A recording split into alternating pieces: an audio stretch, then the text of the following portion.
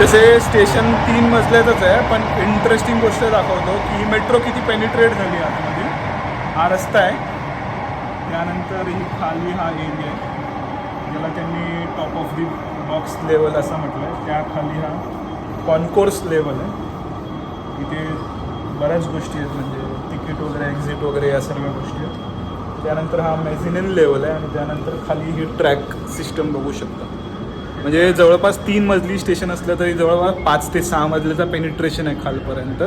म्हणजे जे engineering Marvel बोलतात ना, ते ह्याला बोलतात. आणि ते मराठा डिच, म्हणजे आपल्या मराठ्यांसाठी खणलेलं खंदक, आणि त्याच्यामध्ये एकंदरीत हे मेट्रो स्टेशन बनलेलं आहे LIC हुतात्माचं. आणि ॲक्च्युअल टाईममध्ये मेट्रो येते.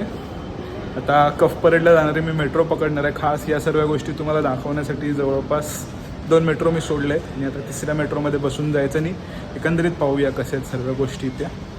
अजून 2-3 इंटरेस्टिंग गोष्ट सांगतो.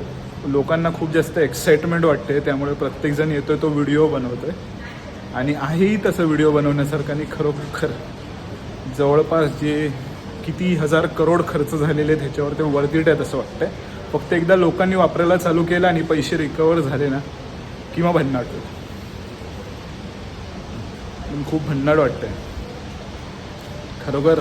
आपलासुद्धा देश विकसित भारतकडे चालला आहे.